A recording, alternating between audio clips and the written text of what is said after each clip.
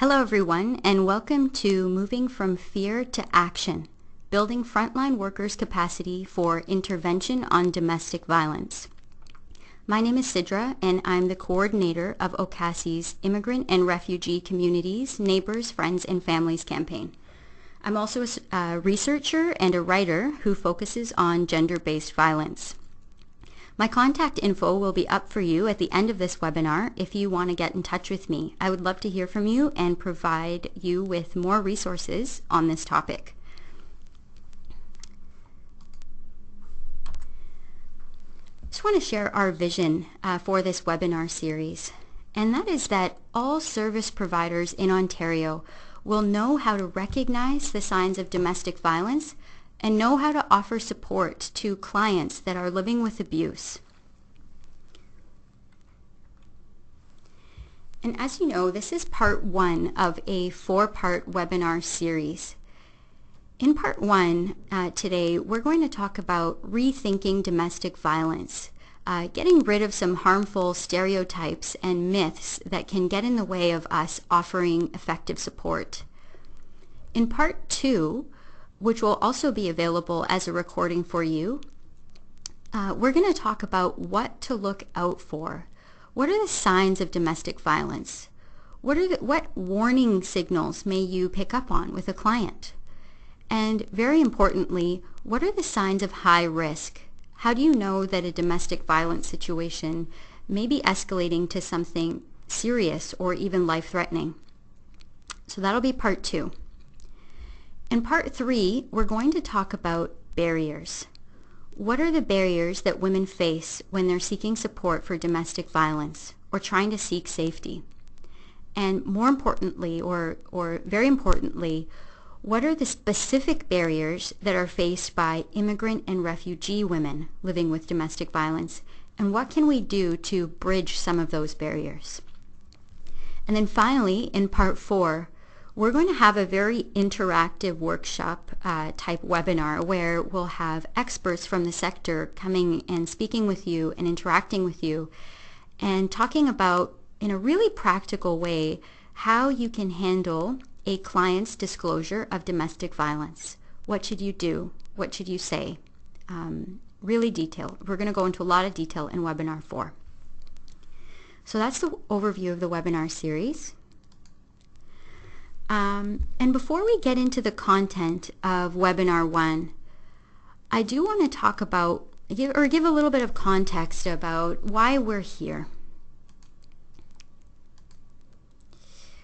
We know that there have been approximately 600 women and children who have been murdered in Ontario as a result of gender-based violence since OAIT began keeping track in 1990. And this is a stunning number, and it really shows the scope and severity of domestic violence. For those of you who don't know, OAIT stands for the Ontario Association of Interval and Transition Houses. So these are spaces and shelters that a lot of women will seek out when they're living with violence. A very recent accounting we have from 2015 is that there were 87 deaths resulting from domestic violence in Ontario in 2015. And this statistic comes from something called the Domestic Violence Death Review Committee. And this committee issues a lot of reports and research that I'll be referring to throughout this webinar series. And finally, we're here because 67% of Canadians know at least one woman who has been physically or sexually assaulted. And this is a statistic from the Canadian Women's Foundation.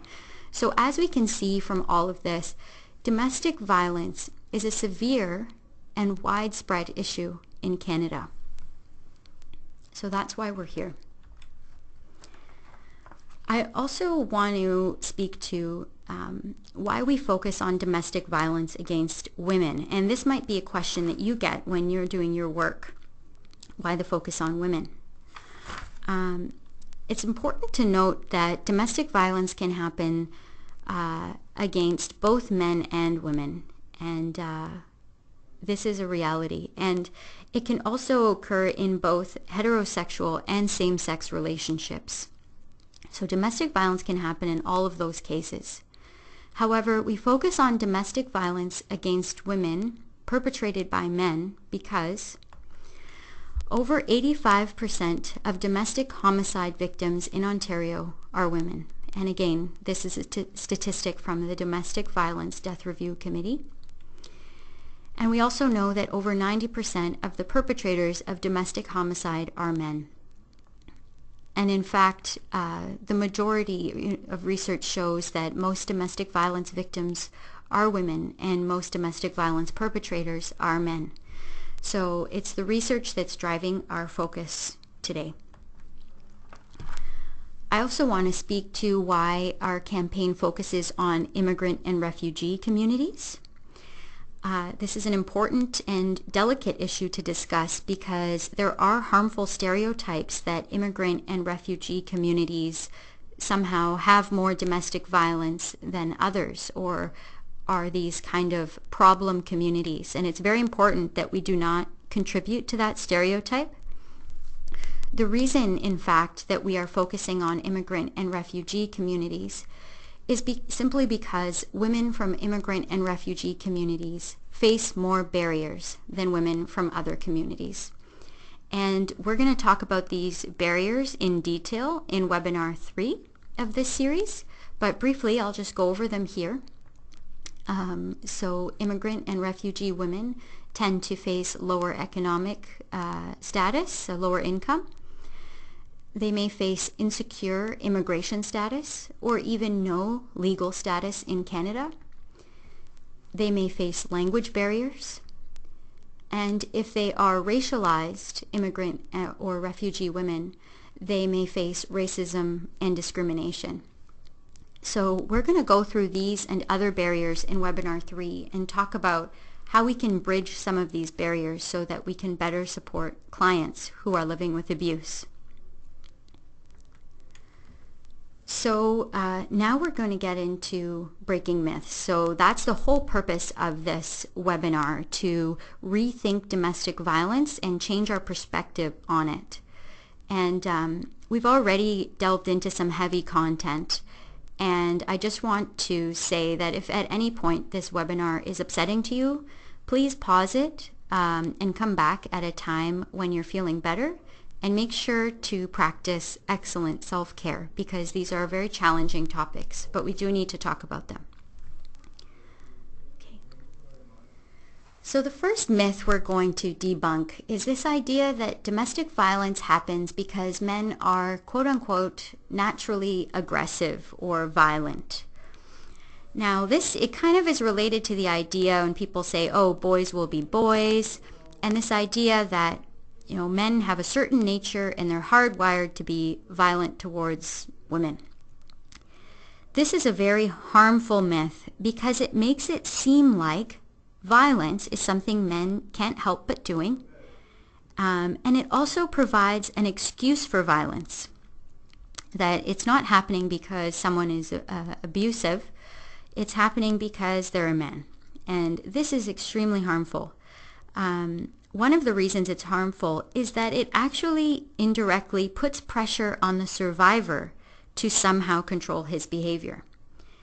If we believe that men are naturally aggressive and violent, then it's not too much of a stretch to start pressuring the survivor to not provoke him, not do things that make him angry, because if you make him angry, he can't help it. And these are the cycles that survivors can get stuck in, and it's very important to not reinforce those ideas. So what are the facts?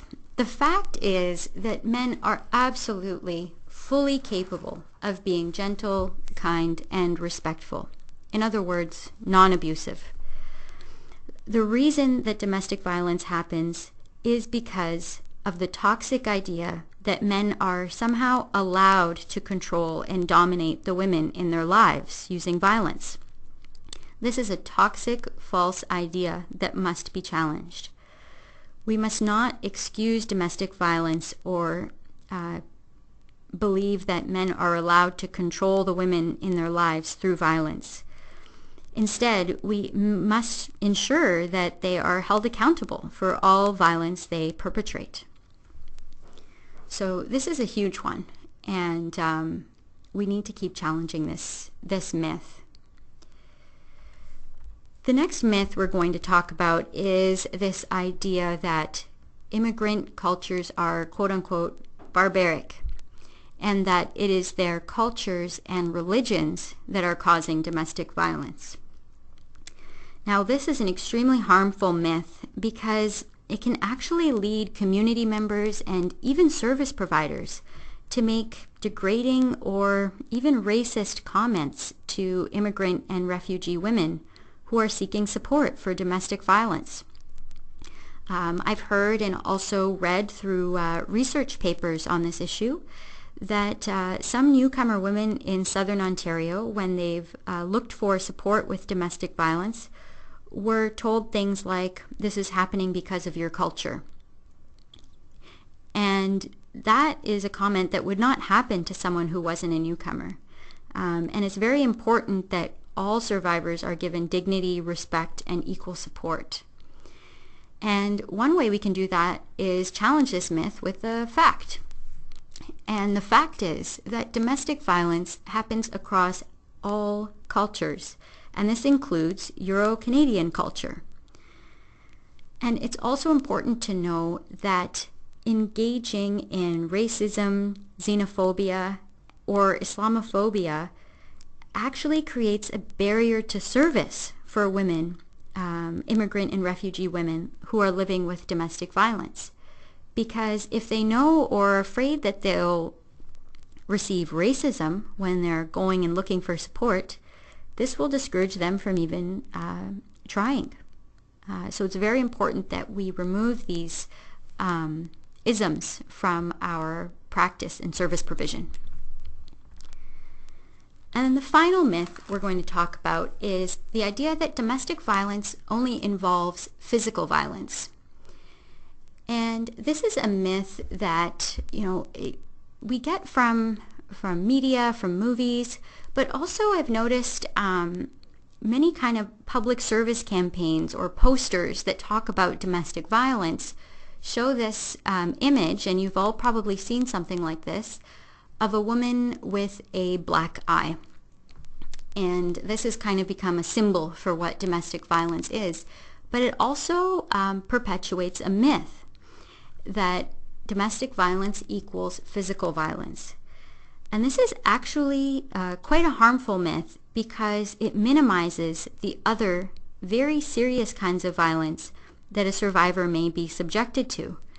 And we may not take her seriously until we see evidence of physical violence.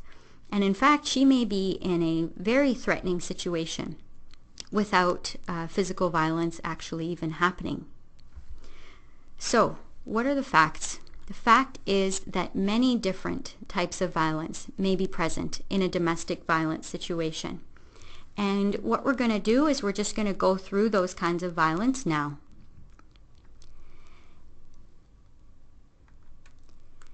So we will start with physical violence just to get that out of the way and to talk about it from a different perspective as well. So what you're seeing here is an illustration created by Hannah Shafi, who will be she's in the process of designing cards and posters for the campaign that show both healthy and unhealthy scenarios and ask us to reflect on what direction we want to go. So as you can see from this image, the perpetrator has grabbed the survivor's arm to prevent her from leaving a room. This is physical violence. It's important not to minimize it in any way.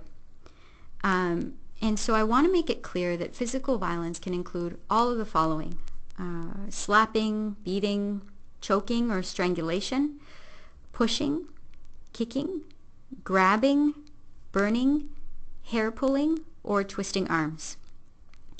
And I also want to mention this word confinement. This is a form of physical violence, which is simply, not to minimize it, but what it is preventing someone from leaving a room or a space. So this is also violence, confinement. And additionally, the use of weapons is also something that we see when it comes to physical violence. So it's very important not to minimize any kind of physical violence, to think, oh, well, it's just grabbing someone's arm, it's not choking them. If at any point this line is crossed, it's physical violence. So we shouldn't set up different types of violence to compete with each other. They're all bad. There is one kind of physical violence that I want to highlight, simply because of its association with the situation escalating to homicide, and that is choking. So research has shown that the presence of choking or strangulation in a domestic violence situation is associated with that situation eventually escalating to lethality or murder. So that's a big red flag, that one. And I wanted to mention that to you. And I just, again, want to remind everyone to take breaks, pause the video, and come back, because this is heavy content. Self-care is super important for the work that you're doing to support your clients. The next kind of violence that we're going to talk about is sexual violence. And there's a myth that sexual violence cannot happen in a marriage, a common law relationship, or a long-term relationship. That somehow, because people are together or committed to each other, that sexual violence can't happen. But it can. It absolutely can. And it's important to note that marital rape has been illegal in Canada since 1983. And consent is required before any sexual act, regardless of whether the people have been together for 2 minutes or 20 years. Consent is still required before every sexual act. So as you can see from this illustration that Hannah created on this subject, the survivor is being pressured to engage in sexual activity on the basis of her being his wife. That somehow, because she's his wife, she isn't allowed to say no. And this is a very, very harmful and violent scenario. So what does sexual violence look like in a domestic violence situation? It can be rape, including marital rape, sexual assault, which is any forced sexual act or touching, forced marriage, sexual harassment, harassment based on sexual orientation or gender identity, and also sex trafficking. Verbal and emotional abuse are closely related, so we're going to talk about these together. The objective of this kind of abuse, verbal and emotional abuse, is to tear down the survivor's sense of self-worth and hope. And it can be extremely harmful because what it can do is over time make the survivor feel like abuse is what she deserves, and there's no life without abuse for her. It can really take away her hope, as I said. So verbal and emotional abuse can include using very degrading words, shaming words, humiliating words, or even threatening words to the survivor. Emotional abuse can also include taking away objects that are of sentimental importance to her. So photos from back home or things that really mean a lot to her, just taking them away to emotionally hurt her. And this kind of thing can take an enormous toll. And as you can see from the examples of verbal abuse here, there's a threat of "don't you dare walk out on me" if she's trying to leave. That's a threat. There's a real put down with "how do I even put up with you," which is very blaming. It makes it seem like everything is her fault. There's one that says "you're worthless," which again can take away her self-confidence over time, and that can make it harder to see options to leave or find safety. And then the last one that's really important is this phrase, "no one will believe you." And this can be a comment that the survivor internalizes, And that's why it's very important if someone discloses to you that she's living with abuse to say, I believe you, because you never know how many times she's been told that no one would believe her.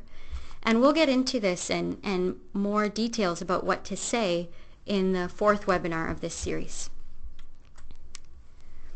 Now the next is something called psychological abuse.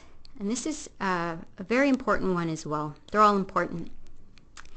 As you can see from this illustration, the survivor tells the abuser that she didn't like how he talked to her last night.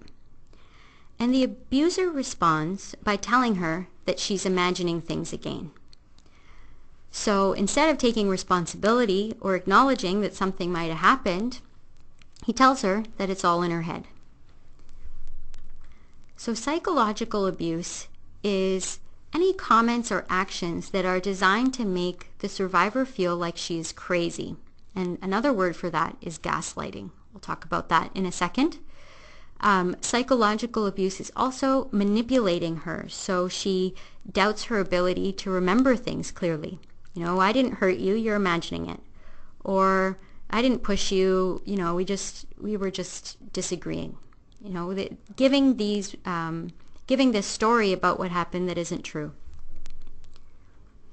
And another word people use to describe this kind of psychological abuse is gaslighting. And gaslighting is just the tricks that abusers use to make someone doubt their perception and memory. So in this image, he's gaslighting her. He's saying, you're imagining things again. It's all in your head. And if someone does this over and over, it can really have an effect and make someone feel like they're losing their mind. Okay. And again, this is why it's important to say we believe the survivor, because she could be being gaslighted as well. Financial abuse is a very serious type of violence we see in domestic violence situations that is used to exercise power and control. Now this illustration shows an abuser demanding the survivor's wallet. Financial abuse can also be more subtle than that. For example, he may control and deny access to money and bank accounts. He may not allow the survivor to work or go to job training. And he may directly take the survivor's paycheck or earnings and instead give her a small allowance. So these are really important things to be aware of. Be aware of the fact just because a woman is employed, don't assume that she has access to the money she's earning. I really think it's important for folks to also think about ways that we can support women to have their own independent bank accounts, but not to do that in a way that would draw attention to the fact that she's preparing to leave. So we're going to talk about details about how to support women who are planning to leave or setting up a system to leave in a way that's safe, having a safety plan. And we don't want to give advice on taking any action until we've created a safety plan. So if you know a woman who does not have her own bank account, ideally it would be nice if she did, but don't just quickly say, oh, well, let's get you your own bank account, because we don't know how much she's being monitored. We need to make a safety plan first before taking that step. So that's kind of a look ahead towards webinar number 4. But really think about this financial piece when we're thinking about supporting our clients. Okay, controlling or isolating behavior. Now, this is a form of abuse that we often see in domestic violence. In this illustration, we can see an abuser trying to control a survivor's ability to dance at weddings. Now, some people might say, oh, this is no big deal, but it's really the beginning of something, a pattern of one person having dominance and power and control over the other. And we've actually received feedback from certain newcomer communities that we've been speaking to, And we've been told that actually one of the first things that they see as a warning sign when a relationship is starting to become abusive is that they start controlling whether they can dance at weddings or not. So that's why we included this in as one of our illustrations. So controlling behavior can look like controlling what the survivor wears, what she eats, what she's allowed to do, and where she's allowed to go.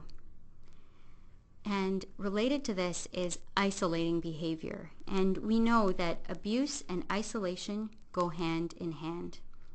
So isolating behavior is preventing her from seeing or communicating with friends, family members, and the community. And this is very important to note for service providers because it could be that appointments with you are one of the only connections that she's allowed to do. One of the only places that she's allowed to go, one of the only people that she is allowed to speak to. So it's a great opportunity to help break isolation for her and to be there for her. The last form of violence we're going to talk about is stalking. And this is a screenshot from a public service announcement that was created by Interval House, which is a shelter based out of Toronto. We're going to watch this public service announcement together after this slide, but I just want to talk a bit about stalking. Now, there's another myth that's put out there by romantic comedies and movies that kind of make it seem like stalking is romantic, that if someone does not take no for an answer and shows up at your workplace, that this is a good thing. But actually, it's actually quite dangerous. So stalking includes any unwanted and persistent following, watching, monitoring, and this includes the use of online and electronic monitoring. Unfortunately, as technology's improved, so have abusers' ability to use that technology to stalk. There are apps that can be installed in phones to track someone's location, for example. And again, we need to get rid of this idea that stalking is romantic because research has shown that stalking behaviors, this kind of obsessive following and watching, those behaviors are linked to a domestic violence situation having an increased risk of homicide. So it's time to stop romanticizing this. So what we're going to do now is watch a public service announcement that was created by Interval House. And as we're watching this video, I'd like you to please make note of any stalking behaviors that you notice from the dialogue. So I'm going to pull up that video now. Just give me one moment, please.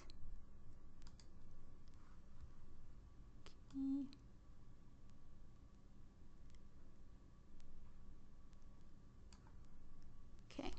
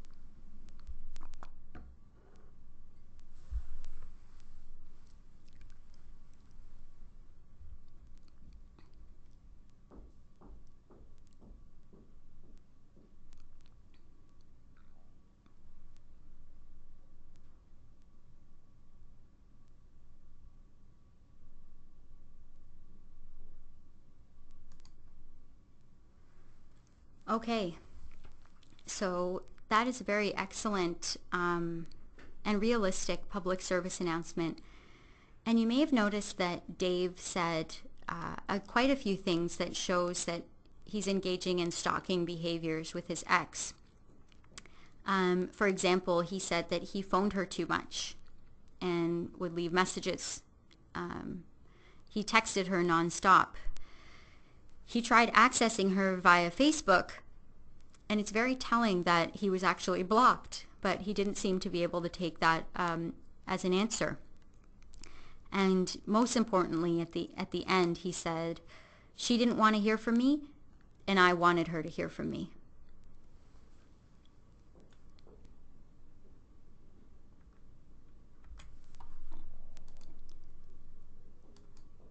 Okay. And another important takeaway from the public service announcement we just saw is that it is a myth that we will be able to know who an abuser is because he looks mean, violent, or out of control. You know, in that video, Dave was laughing and kind of acting charming. He was making it look like he was just having a tough time with a breakup. But in fact, he was an abuser. And if you watch it again on your own time, you'll be able to notice and pick up on more and more signs that abuse is going on. And so we need to be aware of this fact that abusers are able to act charming, caring, and kind in public. An abuser may even be really nice to you personally, or even a leader in his community. This is something that many abusers do, so we should not let that get in the way of us believing survivors when they come forward. Okay.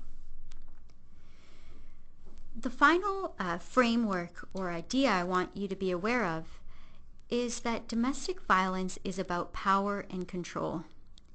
And in the video we just saw, you may have noticed that sense of ownership that Dave had over his ex.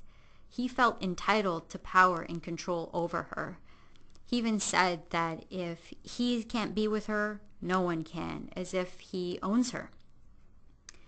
And so if we get this key to understanding domestic violence, it can make many situations that otherwise look very confusing make a lot more sense.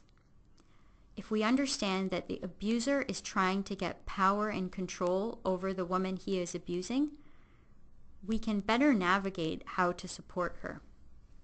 So I'm going to break this down for you using a tool called the Power and Control Wheel.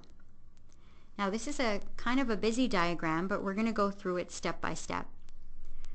The Power and Control Wheel was developed by a group of women and a mentor, and this group of women were all themselves survivors of domestic violence.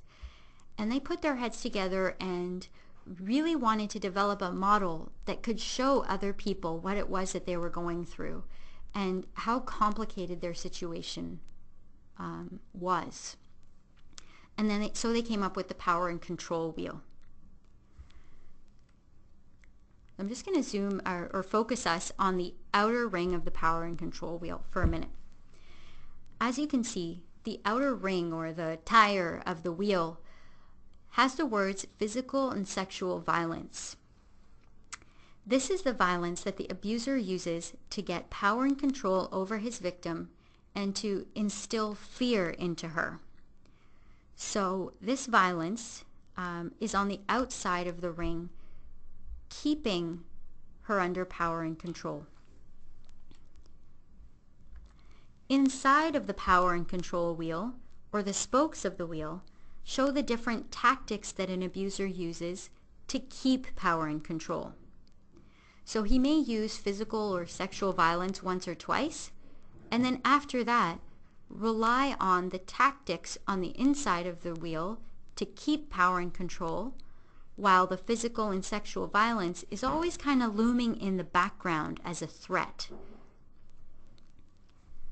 So for example, he may use coercion and threats with her.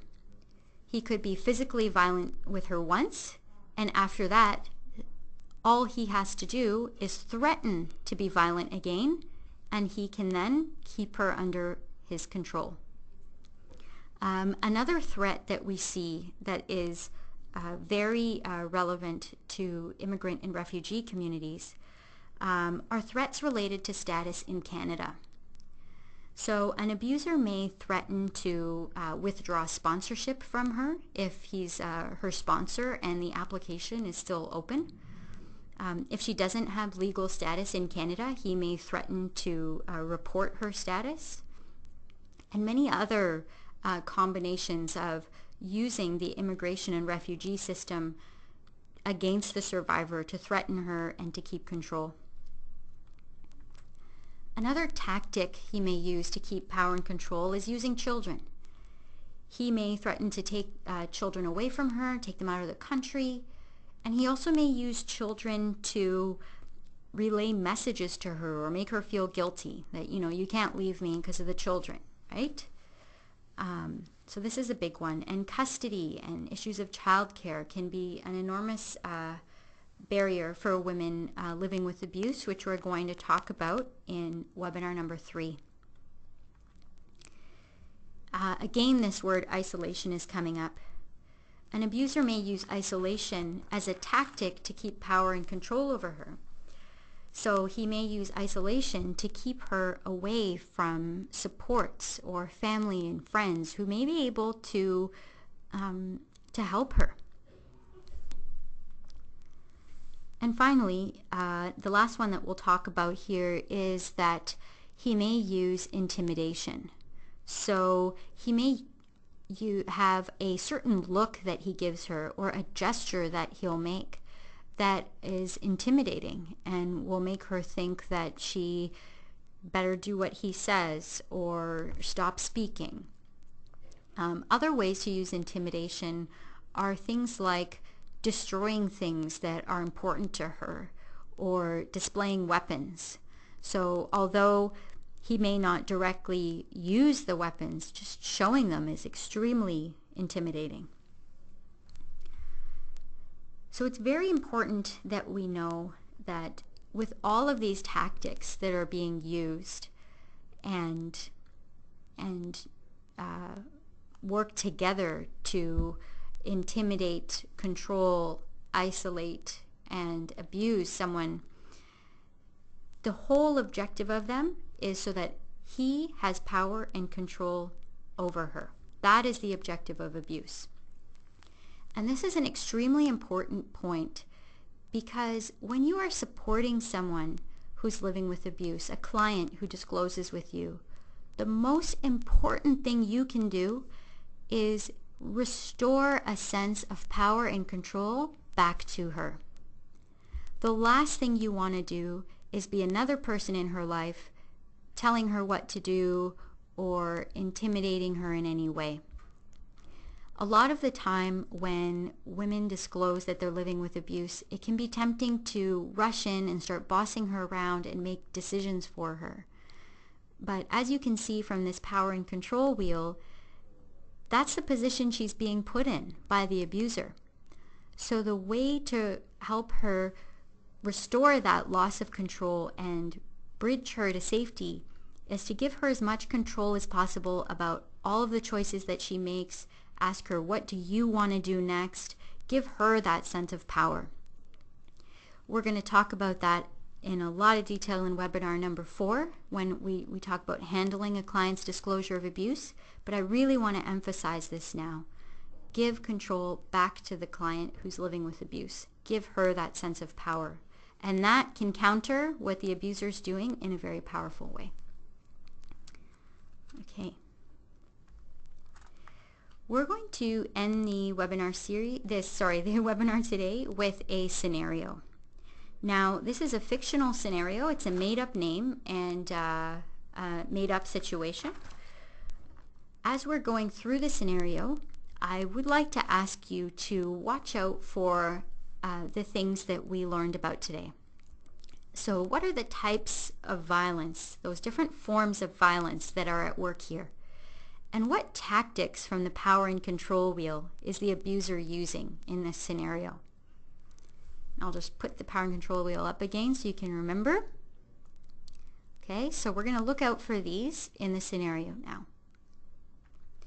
All right, so here's what Samira tells you on day 1.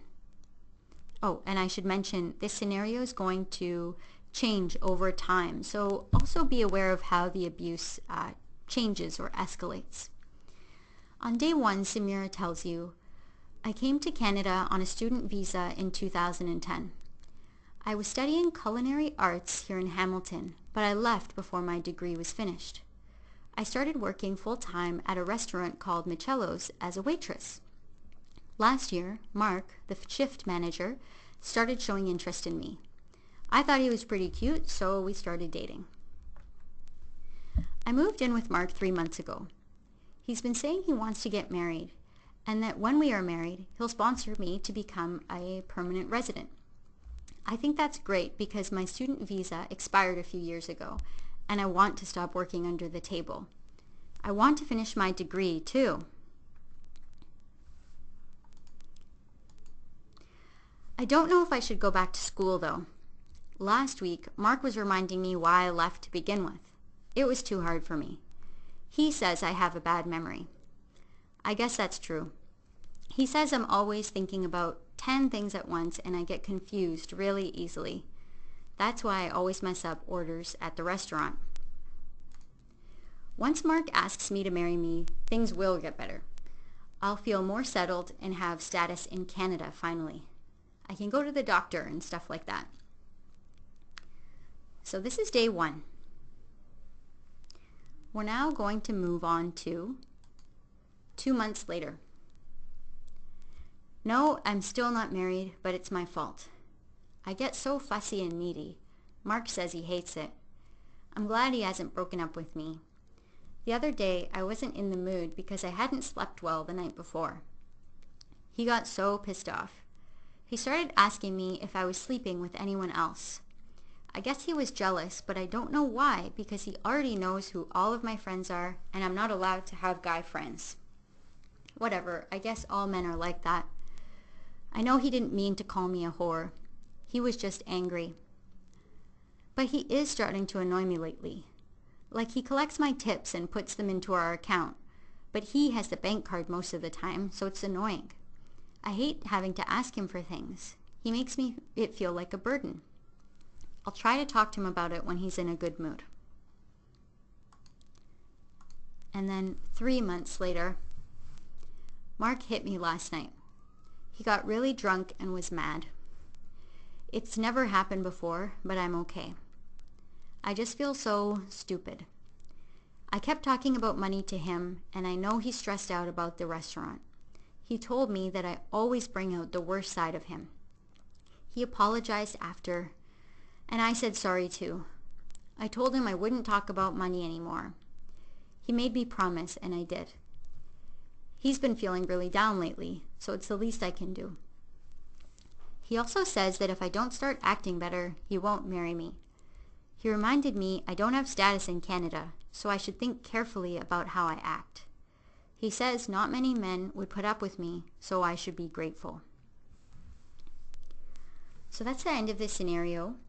I'll just give like a few moments to for you to think about the types of violence and the tactics that are present in this scenario.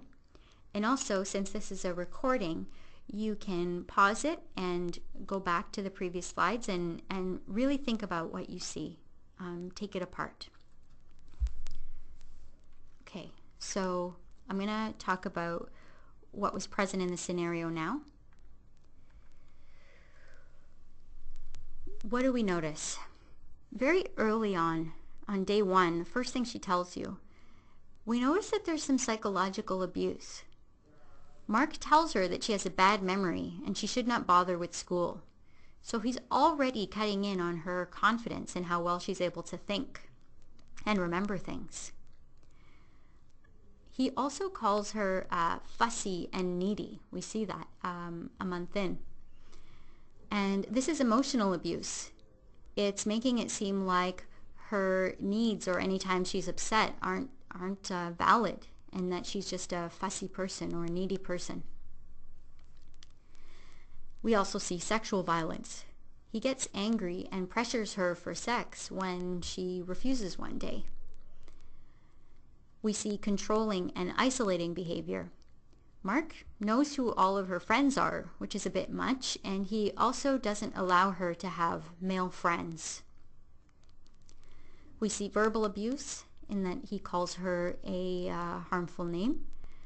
We see financial abuse. He takes her tips and controls a joint bank account and always has the bank card.